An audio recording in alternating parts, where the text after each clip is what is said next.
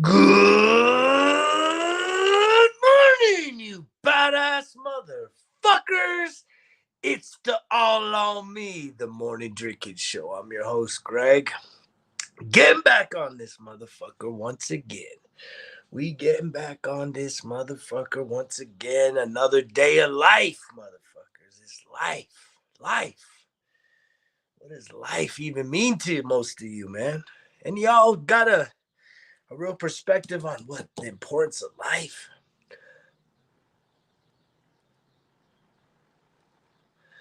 Life. What does life mean to you? I know what life means to me, right? And I know that life is full of a lot of mystery. I love seeing all you what are we gonna call you? Are you faithful? Right? Is it faithfulness? Are you faithful when you posting up? He is risen. The tomb is empty. He is risen. Is that faithfulness? Right? When you post that shit up once a year?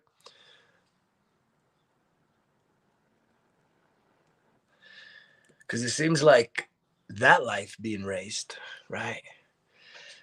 Going from dead to alive, right? That's a pretty important thing, isn't it? So many people love Jesus and the life of Jesus. I wonder how many of you have actually even read through the Gospels, read through the New Testament, right? Read through the Bible, right? You posting up, the tomb is empty, he is risen. I wonder how many of y'all have actually read the story or stories of the said Savior, right? Jesus, right? How many of you have actually even spent the time reading through the scriptures, the New Testament, the Gospels, right? To really know this, right? This spiritual person, right? Is he the Savior? Is he the Son of God? I don't know. That's something that I do not know in this day and age right now. A son of God, sure. I think we all are. I think you're a son of God, a daughter of God. I think we're all children of creation. But it's interesting to see, right, how many people post the stuff, right? It's like you get on Facebook real quick today, and it's like, man, all these people posting up, this spirituality, right? It's the spirituality, which I've been seeing this shit lately that the whole calendar's been manipulated. And I think most people, they were saying that the whole Easter thing, bunnies and eggs, is all about Ishtar, right? Worshiping pagan gods, fertility, orgies, right? Because eggs are about offspring, and then I guess they used to sacrifice their kids. But yeah, we're gonna have the Easter bunnies at church today. We're gonna have eggs, and it's just like the consistency and the true authenticity of it. It's not there. It's all a show. Everything has to be a spectacle, right? Everything we have to post shit just to feel good about ourselves, to feel that we're included. I think it's an insurance policy, right? Because there's so much mystery, right, to life in general, right? And yet so many people, we post this shit today, right? He is risen, right? We're probably gonna go to church, or we'll watch it on the on the computer, on the smartphone, on the TV. And yet, what about all the rest of the days? Right? Because he is risen is like, okay, someone died, and they didn't just die like 186,000 people every day, right? Let's get real talk on this day, right? So 186,000 people, right? Other humans, not the Savior, right? 186,000 people die every single day on this planet for a gazillion reasons. And yet, This one person named Jesus died, and his death seems to be so much greater than any other, because did he stay dead? No, right? You wouldn't be posting up the shit you're posting if you believed, or you at least hoped that it was true that he actually died and then was resurrected. He came back to life, right? And I think that aside from the belief, right, how can you actually take that story of having, being alive, dying, and then becoming alive again, right? How can you actually break that down into your own reality, your own story, right? I mean, I could tell you that I've gone through that. I've been alive, and then I had to kill off the old version of myself. And every day, actually, I kill off the old version of myself that doesn't serve me well, that doesn't actually help me improve who I am as a human being. Thus, you won't see me posting, he is risen, the tomb is empty. You won't see me post that. Yet, I've read through the entirety of the Bible, right? I know the life of Jesus very intimately. I respect Jesus, right? He's not, I don't know. I think there's a big perception like he's some kind of weak little dude, man, but he's a man's man. Jesus was a man's man, but he was also a very compassionate guy, caring guy, loving guy, but he was very firm, direct with people, right? He didn't bullshit like so many of you are bullshitting. And it's crazy because in this book, farther down the road from the Gospels, right, is the revelation, right? The revelation of Jesus Christ. And in there, it talks about what we're going to talk about a little bit today is about lukewarm, right? Because we know what hot is, right? Hot is hot, cold is cold. I love those two contrasts, especially when I'm, going into hot springs with a cold, fresh creek next to it. It's like you get in that hottest, the hot spring, maybe it's 105, 106 more. And it's just like, man, it's uncomfortable. It's uncomfortable when it's hot, right? And then you go into this cold river and it's like, wow, man, there's major contrast in it. I think it's a magical thing. But there's this in between where if you've ever been in, like, you're super thirsty on a hot day and someone gives you tap water and it's just like tap water. You're like, don't you got any ice, man? This is like, it's not that enjoyable. Right. And the same thing is true when you're like looking to go into like a hot spring or a hot tub. And it's like, it's probably about 95 and you're like, it's lukewarm, man. It's lukewarm. And so in the Revelation, it talks about how, Jesus, right, the Redeemer, the Savior, right, he talks about how because you were not hot or cold, you're lukewarm, he's going to vomit you out of his mouth. He's going to spit you out, man. Spit you out just like you would if you had some lukewarm water and you're hot and you're like, it's like, damn, man, we need to get some ice on this or something. You got anything cold to drink? This is not like it, if you're a beer drinker still, right? You like room temperature beer, right? You'd be like, so you think of that picture. And yet the observation I have of so many people is you're living a lukewarm lifestyle, right? You're looking for those highs and lows so that you can subscribe to shit. And what's an example of lukewarm? Well, look, you're posting up, the tomb is empty, he is risen, but yet the rest of your life, the rest of your existence is not really. If I'm just an observer and I go to your Facebook, or I go to your feed and I see that on Easter, or I see something religious on Christmas, but the rest of the year, it's just a bunch of bullshit. Right? That's pretty good. That's like a pretty good indicator that you're lukewarm, that you live a lukewarm lifestyle. And I think most people are just, using Jesus, using Christianity, using whatever level of faith you have as an insurance policy, right? Because you don't know. You're like, I don't know. There's mystery. I don't know. If I believe in Jesus, then maybe I can go to heaven, because if I don't want to go to hell. I think I'm a good person. I want to be a good person. Why is it bad to like do things, and yet I'm going to do those because I really like to do it, but I'm looking for an insurance policy. So I'll post this up today so everybody else knows that I got my insurance policy. I hope you got your insurance policy. Right. And yet it's crazy because, again, I talk about, if you actually have read through the Gospels, I recommend it. I don't give a shit where you're at in life, in your faith, in your spirituality. There's probably people with perfect attendance in church for 10 years and they ain't even read through the shit.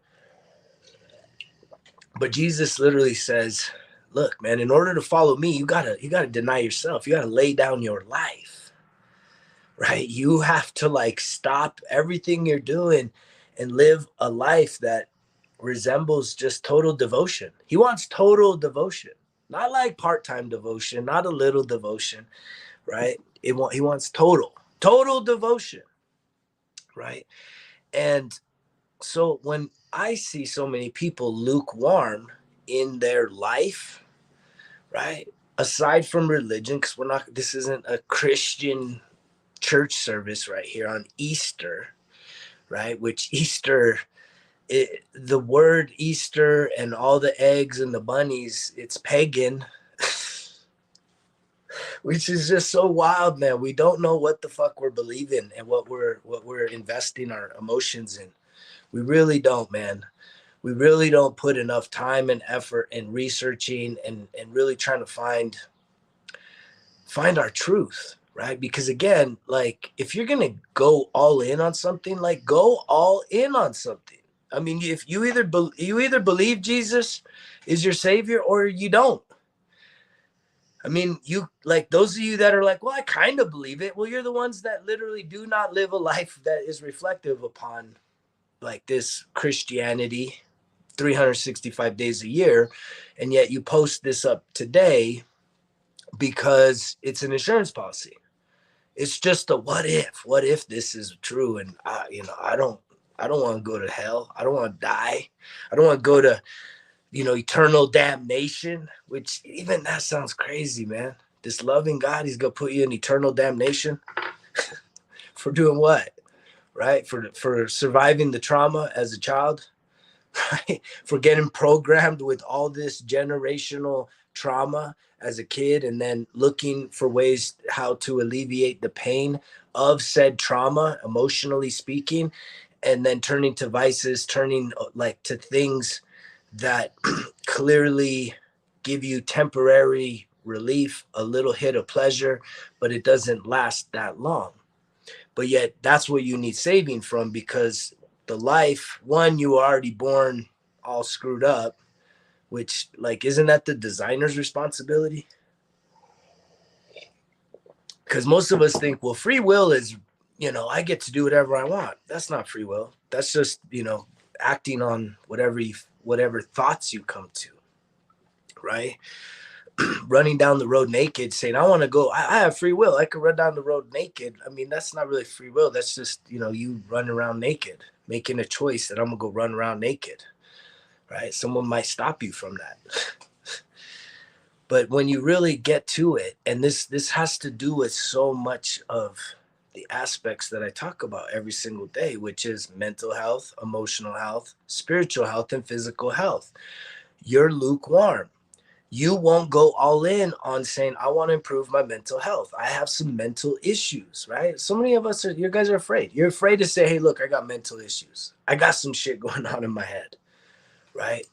I'm either anxious, depressed, right? I even have some other shit, bipolar. I mean, who knows, right? You got some stuff going on up here, right? Then it's actually what's going on here is connected to the emotions that you're feeling. So those two kind of go hand in hand, the mental and the emotional health.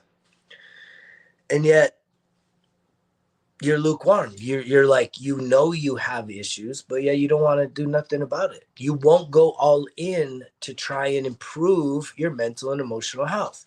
You won't go all in to try and, clear up some karma, clear out some blockages, become more,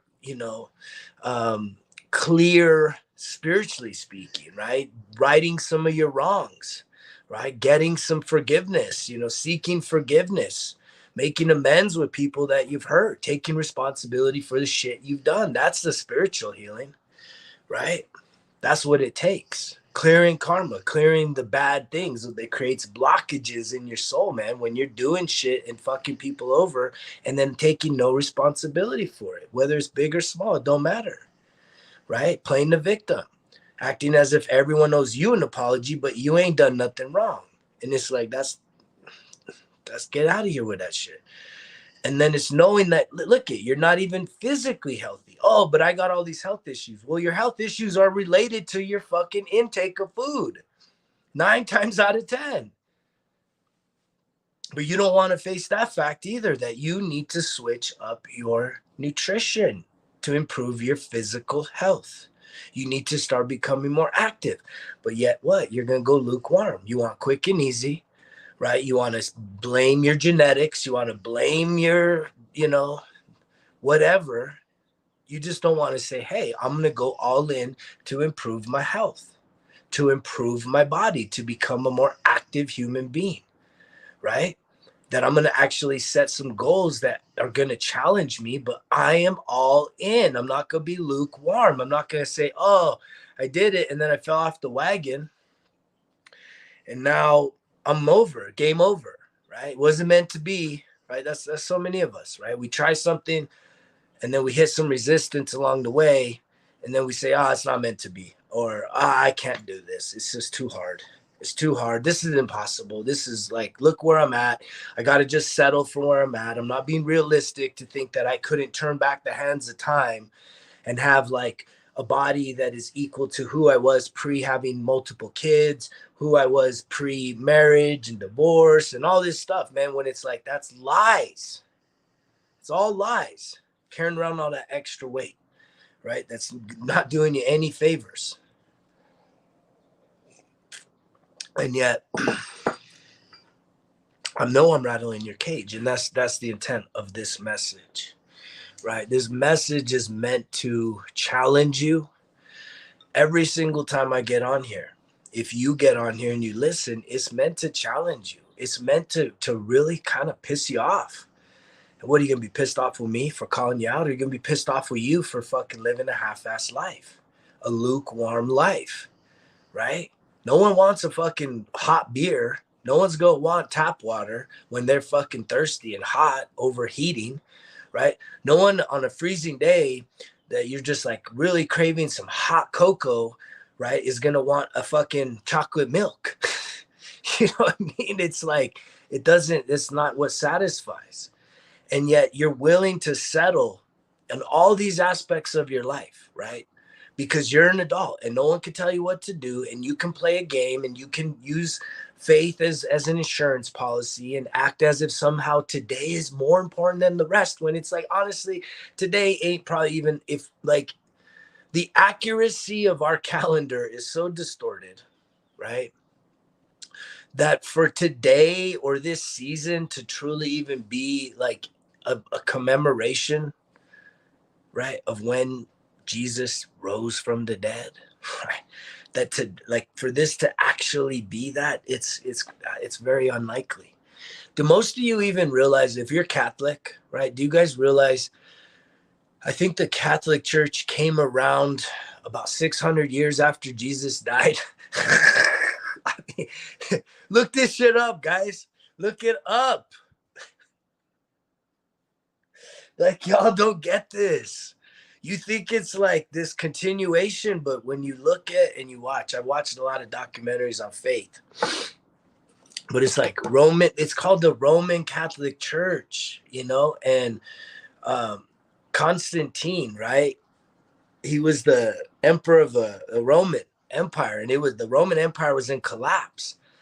And his way, like, he said that he saw a sign in the sky, in the sign of a cross, and it said to conquer in the name of this, right, in this symbol. And so he related it with the Christian movement, which he was also trying to take out, but he used it to basically save his ass and save Rome. And y'all think you know this stuff, and you don't. Someone just told you that this is how it is, and yet when your life is a mess, you run, right? You run to the church, right? When your life is a mess. And I've been there. I've been in the church when I did it. When my life turned into a mess, I ran to the church and asked for the brother, please pray for me, lay hands on me, pray for me. And it felt good. It lasted. But then I kept seeing all these other people do the same thing. And it's just like a broken record. They would run in, and then their house would get rebuilt, like, physically, spiritually speaking, and then they would disappear.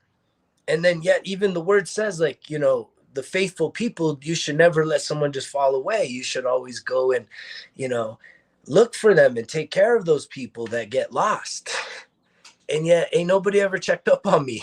And I know so many other people, they fall away, and it's like that the system out there, they don't give a shit, because it's all about numbers. It's all about tithing. It's all about the money, the membership dues.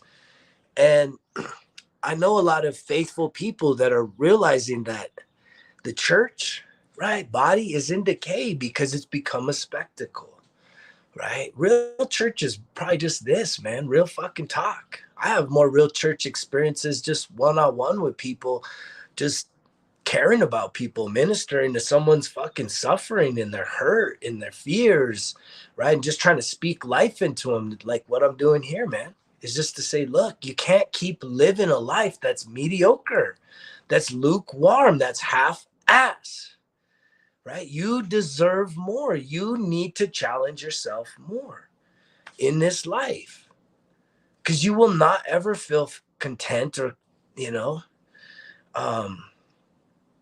happy until you actually challenge yourself. I seen a meme yesterday. I didn't watch these fights, but one of the UFC fighters, on like the post fight, he knocked some dude out, I guess.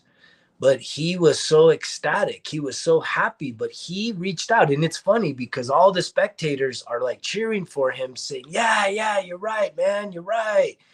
Right? Because he was like, man, I wish everybody listening, everybody watching, everybody in this arena and everybody watching beyond this arena, I wish everyone would give themselves a shot to feel this level of happiness, however he felt. I don't know if he won a world championship or just, you know, being the underdog and winning, but just he wanted to share that with the world, right? To say, man, you have no idea. You deserve to do something that you could feel as happy and as elated as I feel right now in this moment. Everybody's cheering, yeah, but they're all miserable. They're cheering for him.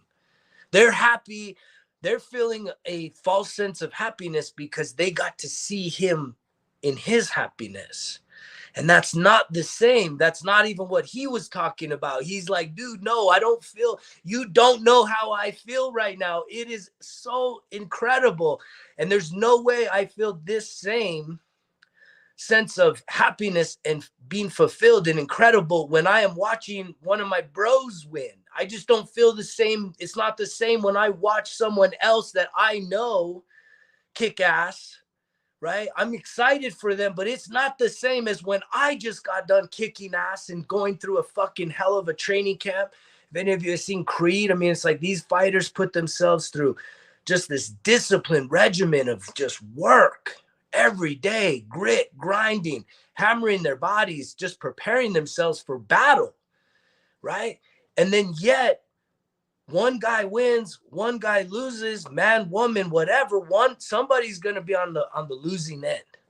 And yet the victor is like, fuck. All right. And if you've ever been in that situation where you took center stage against all odds and you came out a victor, I'd felt that.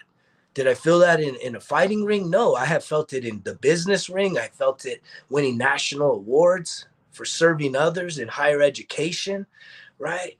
And it's an incredible feeling when you win, especially when the odds are against you, when you're the underdog. So I know that same feeling of victory. I also know the feeling of defeat.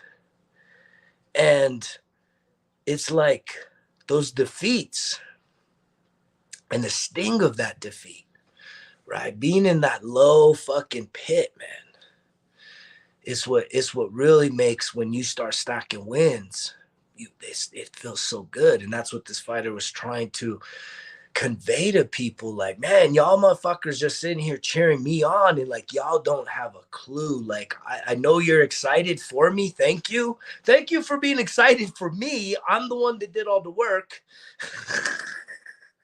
And y'all excited for me, right? But you don't know how this feels, because this will not just wear off today, tonight. See, all the people that cheered him on, it's like they went home back to their realities, and they're back to their fucking realities.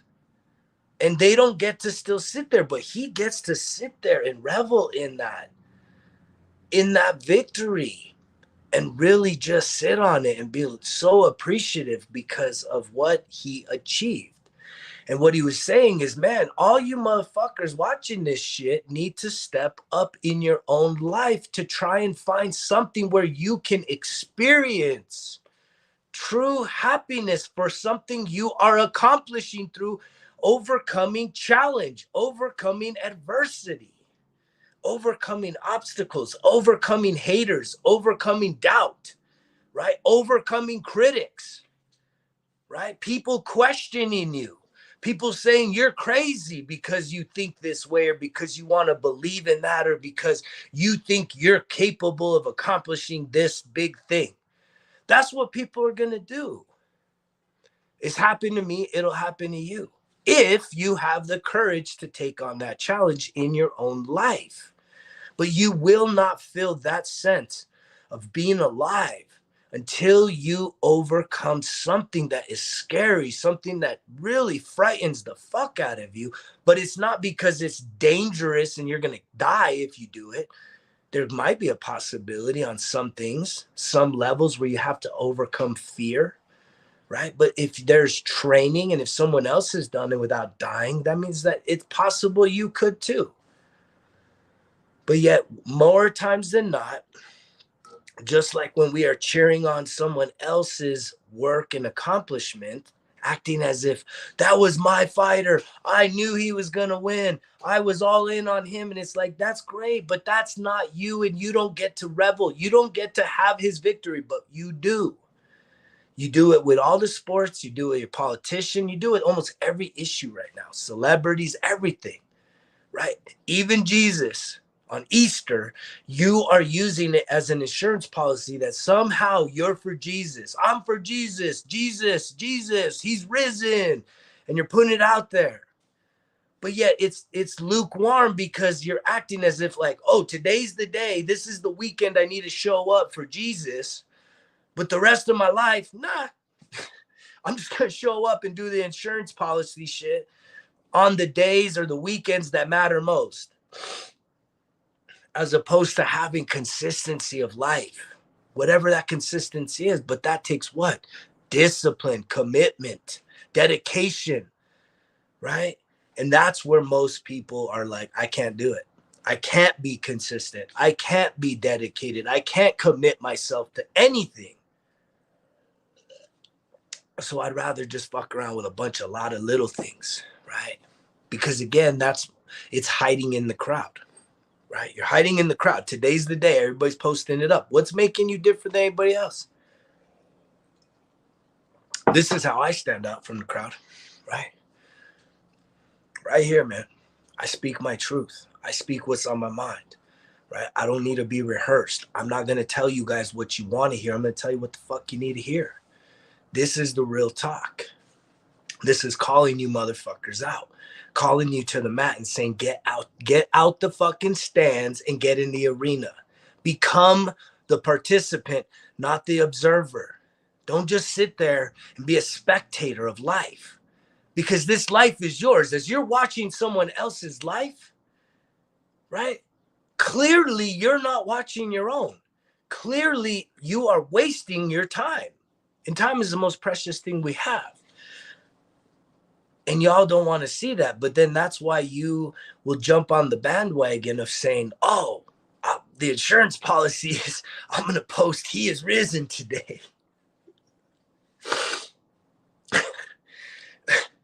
Right? There's another story that I really, really, really enjoy in the Bible, man. It's in Matthew 25. And it's a story about the separating from the sheep and the goats, right?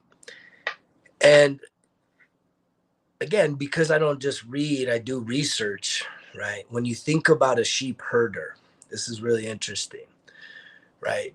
Sheep are very um, submissive animals, right? They're very they're easy. They're not that hard to organize.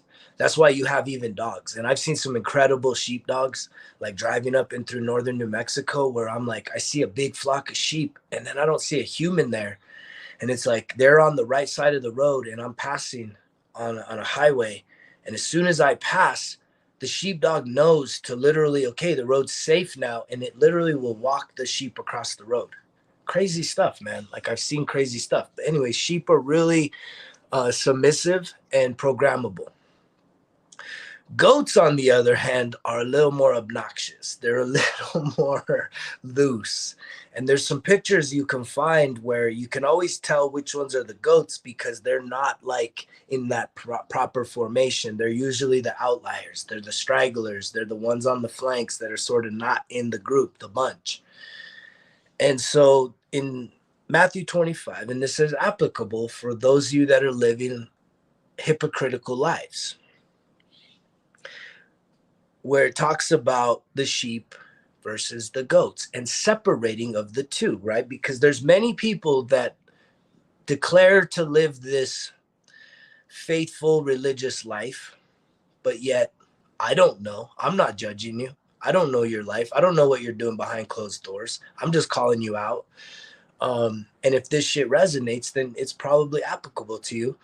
But God knows, and that's all that matters, right? So in this story, it talks about how in the end times, right, they're going to separate the sheep from the goats. And they're going to turn to the sheep, and he's going to say, look, when I was hungry, when I was starving, when I was sick, right, when I was homeless, right, when I was brokenhearted, you came and fed me. You took care of me. You loved me. You visited me, right? When I was like down and out in my life, you showed up for me. Those are the sheep. And the sheep turn to God and they say, but Lord, when did we see you, God, broke, lonely, like sick, homeless? No, not me, but the least of thee, right? The least of the people. So what you do for the least of humanity, again, I tell you that it's a requirement to volunteer. It's a requirement to give of your time. But no one's going to make you do it. You got to truly put yourself out there. Give of your time, your talent, your heart, your everything, man. And he says, good and faithful servants, welcome to the kingdom, right? And they're like blown away because, again, they never saw him. Then he's going to turn to the goats, right? He's going to turn to the goats and he's going to say, hey, look, when I was lonely, when I was sick, when I was hungry, when I was homeless, right? When I was brokenhearted, you know, you didn't, right? You didn't come feed me. You didn't serve me. You didn't take care of me. You didn't love me, right? You didn't show up for me.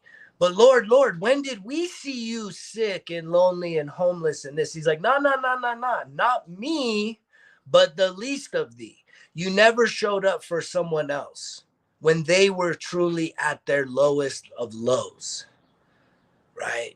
And how are you going to show up for someone else if you're not even showing up for yourself? See, that's the bullshit with most people, is even those that do try and show up for other people, you're doing it as a sacrifice that's false.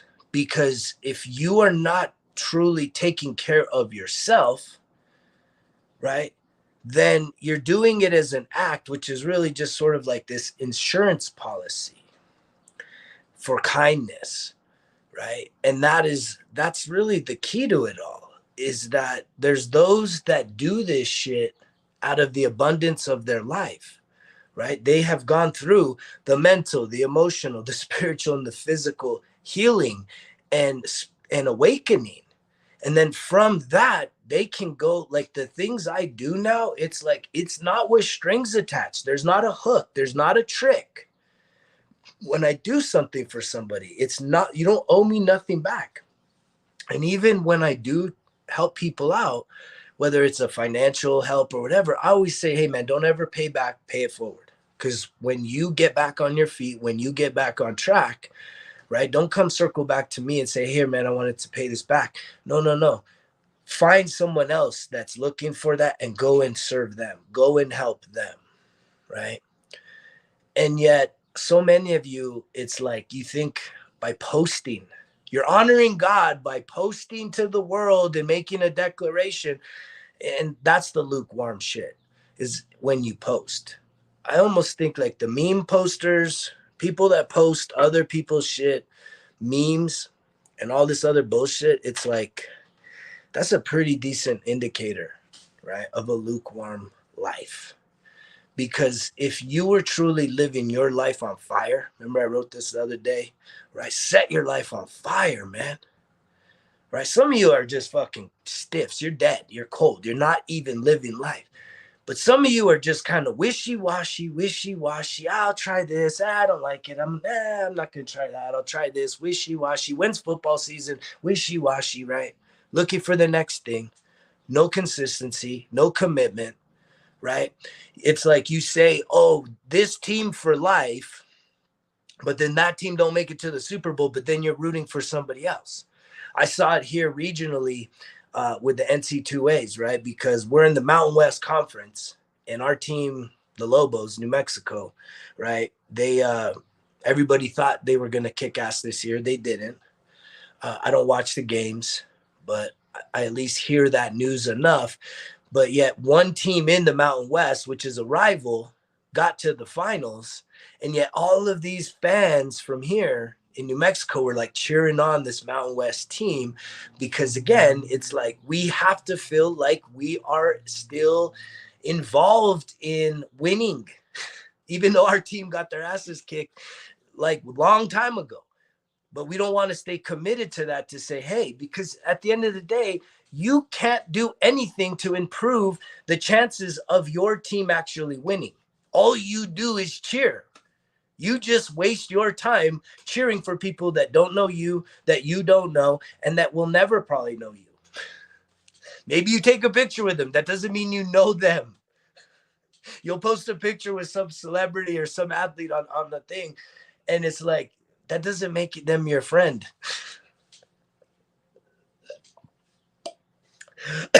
Oh, fuck, man. I kill myself. I know this shit's hitting hard today. It's hitting hard. But this is the layers that got to get peeled back in so many people's psychology. Is that when you can realize that you have zero control over whether or not your team wins or loses, and then yet, because your team lost, which is more than likely to happen, whatever team you are rooting for, whatever sport it is, the chances are your team's not going to win. The chances are. But yet you are so not committed to whatever team for life that even in the big game, your team's not there. You're going to pick one team over the other for all kinds of different reasons. Oh, well, I'm going for this team because the other team's a rival, this team, that team. You're going to make all kinds of reasons and justifications for why you are doing what you're doing. And at the end of the day, it's just saying, like, what is it going to take for you to just let go of that fanaticism? Like, I used to be the biggest fucking fanatic, man. I would go to like dozens upon dozens of professional games all over the country every year, right? Every year. Like, I used to collect every single one of my ticket stubs, World Series, all the big games, right? You name it. I used to travel all over the country going to games, cheering on other motherfuckers. And certainly that was the real life shit, traveling. But then you talk about the amount of time I would sit around just watching on the tube the teams playing. Oh man, so much wasted time, right? And it's just it's in the sense of like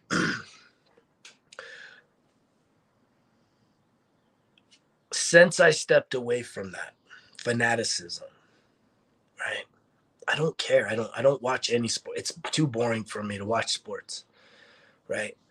I would much rather read a book, right? I'd much rather just enjoy myself, right? Cook, hike, do shit outside, work on some projects. I mean, there's so many different areas that I can continue to improve my life, improve my environment, right? Make things better that it's just more appealing to me than sitting there and cheering somebody on. Like it's just sitting there. I don't like to just sit there and watch other people perform. Right? It takes a lot for me to do that. And I used to love doing it, right? To a level of fanaticism. And so many of you, you're okay with that, right? And you're fanatics about everything. Fanatics about what? The politics, the social issues, right?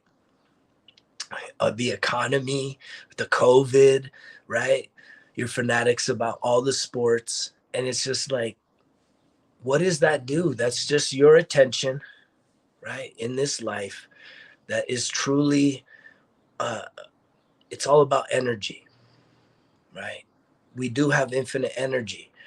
But at the end of the day, I mean, I used to be the guy that would wake up, listen to the sports morning show on the radio, going into work, listening to ESPN, listening to Jim Rohn, all these fucking sports, 24/7, man, listening to the radio shows, the talk shows, listening, watching the ESPN fucking after every game, watching the games, like just so invested in it.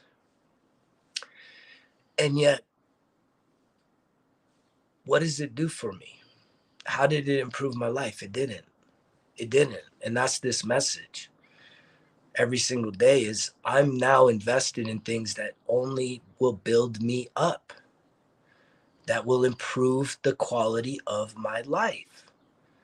And it doesn't have to be major shit. It can just be basic shit, man. But like if I want to feel better about my health, like beach bod season is right here.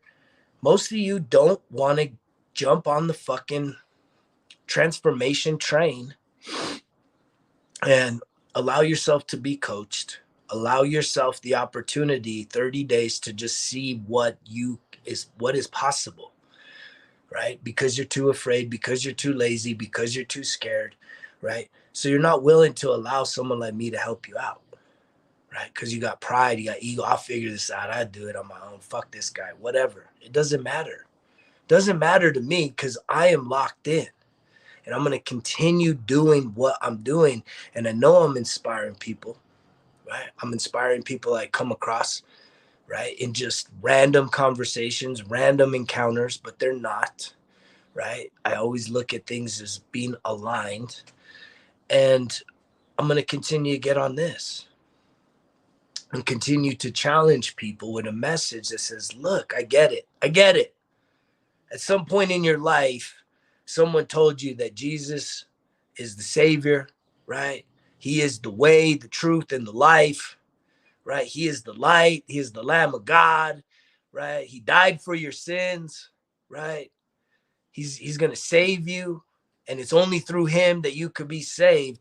And yet it's even that is too big of a challenge to go all out and be a totally faithful religious person, right? It's too much. That's too big of a challenge for you, right? Admit it. It's too big of a challenge.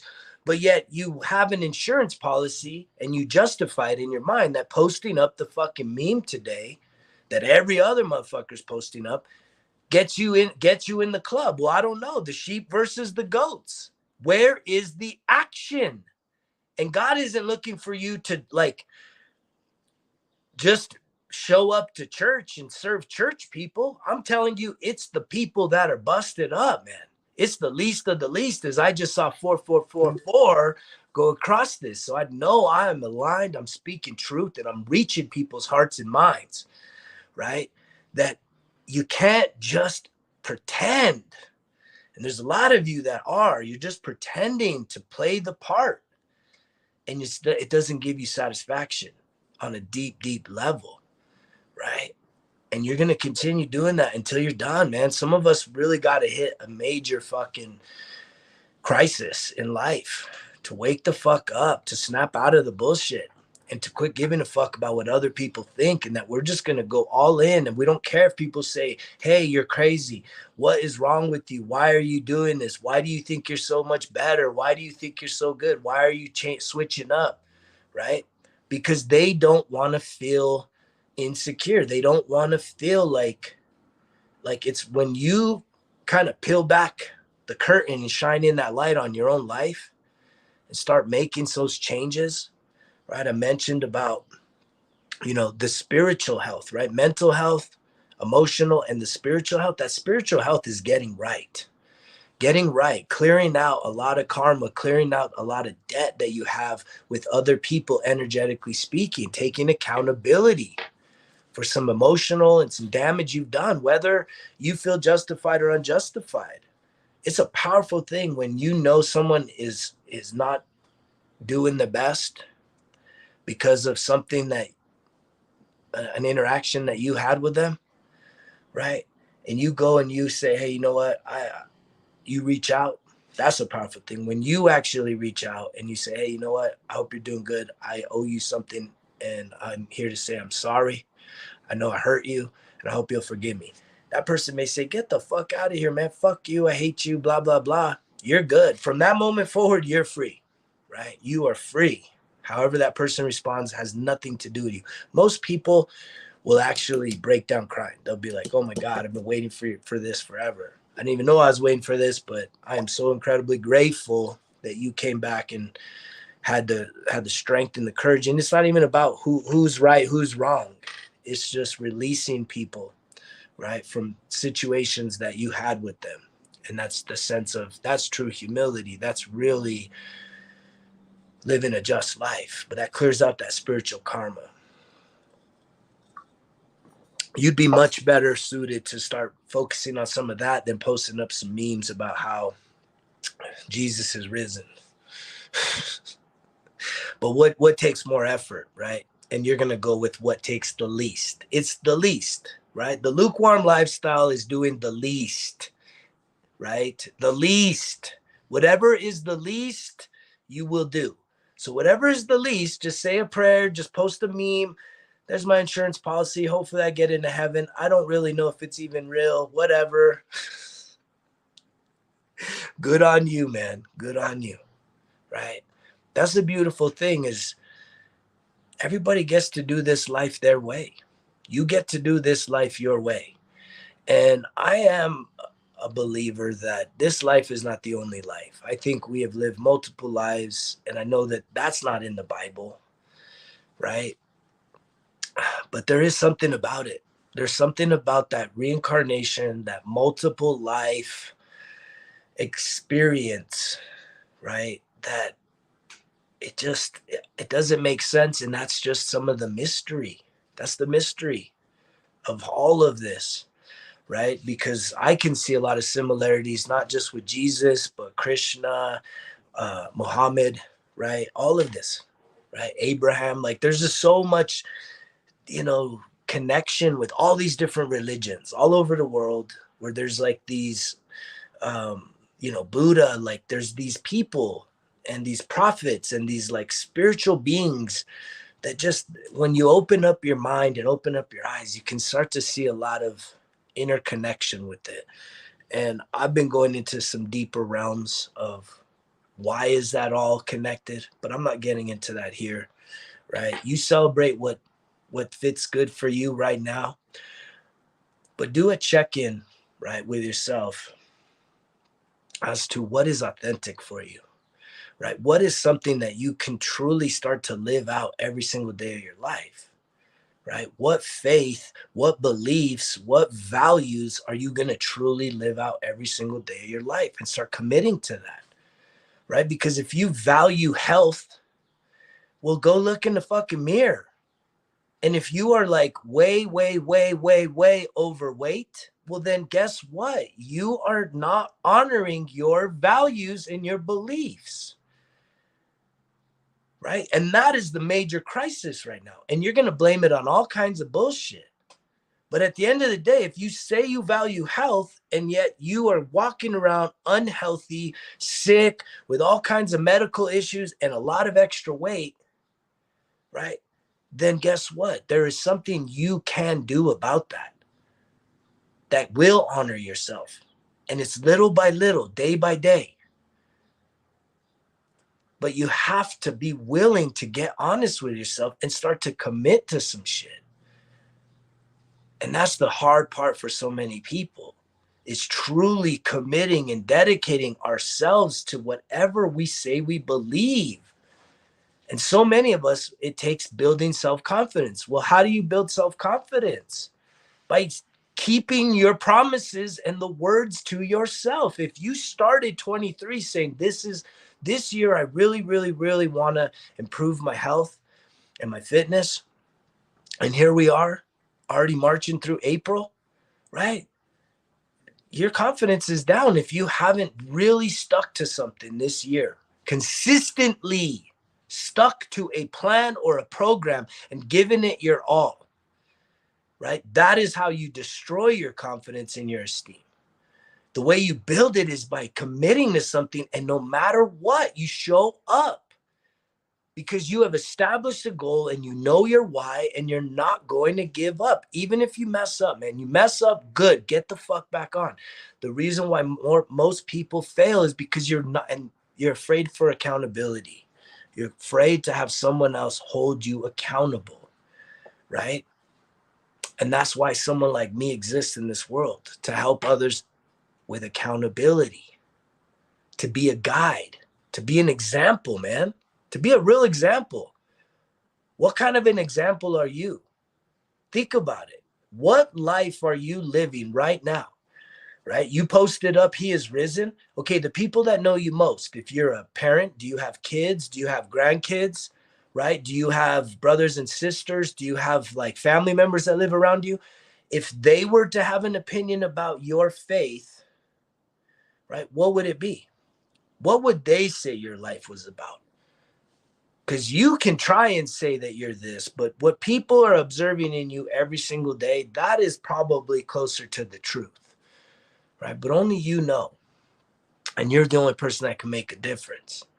But it takes you saying, guess what? I'm ready for change, and I'm tired of playing games with myself, playing games with other people.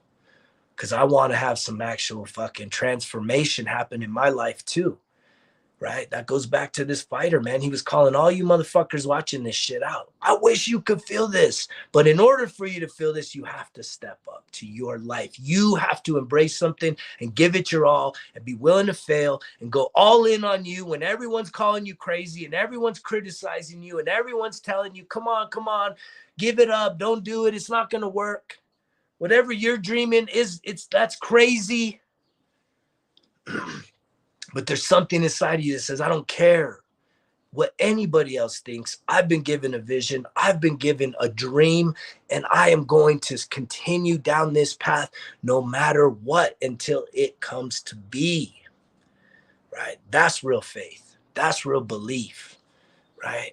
And that's a true message on this day. Quit living the half-ass fucking life, because you know the drill. Results kill excuses. It's all on me, Greg.